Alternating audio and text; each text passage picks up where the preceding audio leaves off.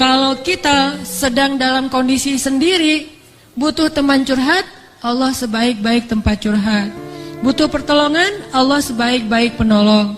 Butuh kebaikan, Allah memiliki segala kebaikan.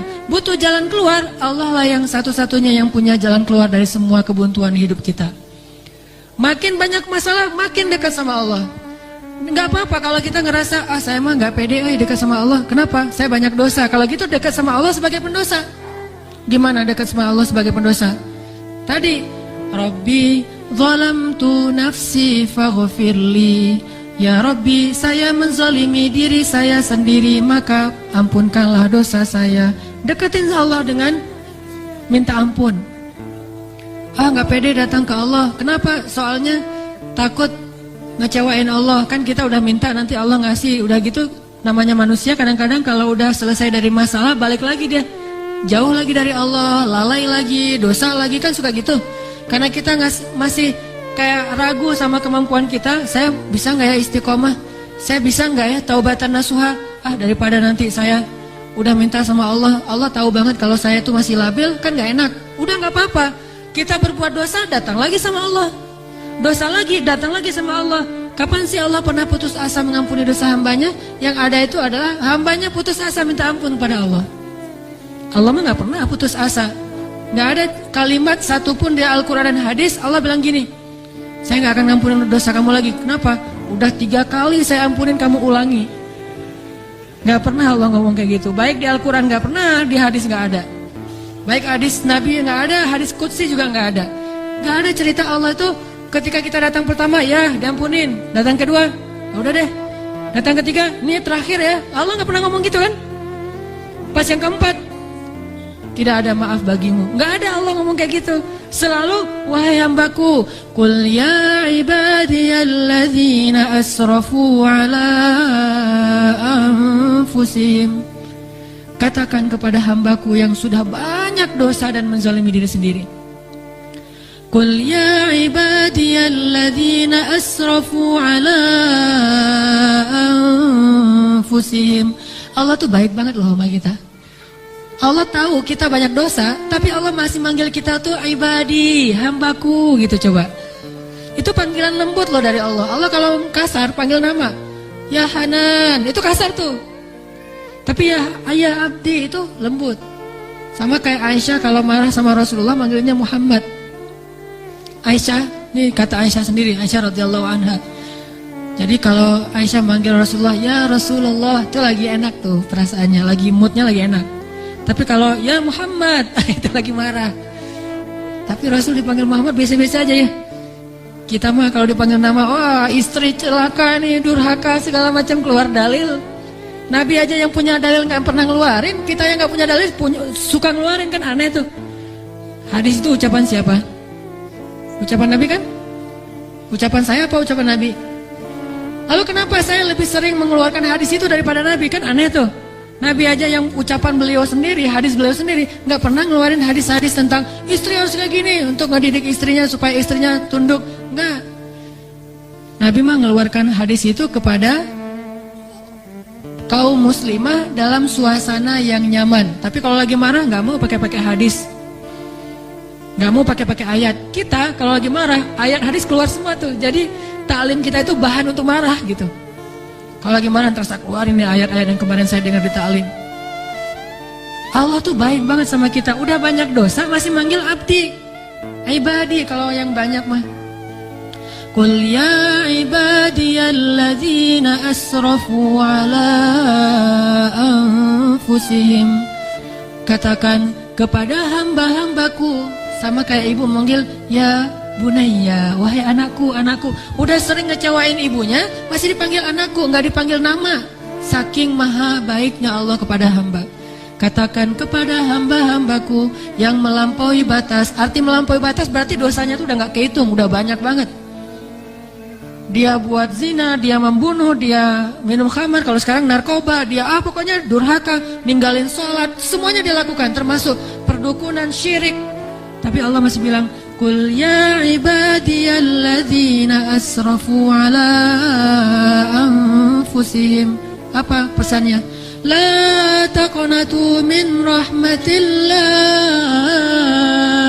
Jangan putus asa minta ampun sama Allah. Coba, gak pernah Allah putus asa ngampunin kita. Yang ada kita putus asa minta ampun sama Allah. La taqnatu min rahmatillah. Jangan putus asa minta ampun sama Allah. Innallaha yaghfirudz dzunuba jami'a. Allah mengampuni dosa semuanya. Semua dosa diampuni. Tapi saya Allah pernah syirik. Innallaha yaghfirudz dzunuba jami'a. Saya pernah berzina ya Allah. Yaghfirudz dzunuba jami'a. Saya pernah durhaka sama orang tua ya Allah. Yaghfirudz dzunuba jami'a. Saya pernah minum khamar, saya pengedar narkoba ya Allah. Yaghfirudz dzunuba jami'a. Saya pernah mencuri hak orang lain ya Allah. Yaghfirudz dzunuba jami'a. Semuanya diampuni. Memangnya ada tempat lagi bagi kita untuk lari dan berserah diri kecuali kepada Allah? Kalau kita punya masalah, adakah tempat yang lebih baik bagi kita untuk datang curhat dan mengungkapkan semua masalah kita daripada Allah? Makanya Musa tahu hal itu. Dia labil memang, dia anak muda dan itu wajar. Tapi dia tahu dan yakin satu kebaikan. Bahwa selabil apapun, sebanyak apapun kesalahannya, dia selalu datang dan mengatakan, Rabbi. Lalu mengakui kesalahannya, zalamtu nafsi ya Rabbi. Salah lagi, bilang lagi, Rabbi zalamtu nafsi, ini gimana nih ya Allah, saya salah melulu. Salah lagi ya Allah, salah lagi deh. Salah lagi ya Allah, salah terus. Salah lagi ya Allah, tolong dong, saya pengen berubah. Terus aja gitu. Jangan datang kepada manusia. Makin sering kita datang kepada manusia, kita makin rendah. Makin sering kita datang kepada Allah, kita makin tinggi. Datang lagi, datang lagi. Gimana cara datangnya? Gak susah datang sama Allah tuh, gak perlu dicari. Gak ada cerita Allah lagi lowbat, gak ada. Kalau manusia kita japri, kita telepon lagi lowbat, dia nggak akan. Atau lagi enak-enak telepon, tiba-tiba mati teleponnya. Gara-gara kita teleponnya pakai WhatsApp call. Jadi kalau ada masuk telepon yang keputus gitu kan ya, cari yang gratis. Kalau ke Allah mah gratis dan nggak akan keputus. Call Allah mah gratis, tinggal gini doang nih. Jadi teleponnya di telapak tangan kita ini adalah gadgetnya. Gini nih. Tekan nomornya gimana? Tekan nomornya tuh tinggal ngomong, nggak perlu ditekan-tekan. Ngomong aja, Rabbi, udah langsung terhubung tuh, kan cepat banget. Kayak ada telepon gitu ya. Nama istri saya Sarah, sekarang dia ada di atas. Saya kayak misalnya saya mau nelpon istri saya, terus saya nyalain handphone. Sarah, halo, dia manggil saya Albi. Albi itu artinya kekasihku. Albi gitu kan, ada nggak telepon kayak gitu? Bisa nggak? Ada ya, cuma jarang, saya juga nggak bisa nih, nggak tahu cara nyetelnya.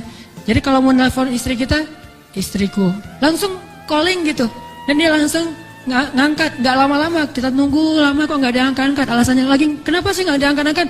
Maaf tadi lagi di kamar mandi, misalkan suka gitu tuh. Allah mah nggak ada cerita gituan. Miss call 10, yang ke-11 baru diangkat, nggak ada tuh.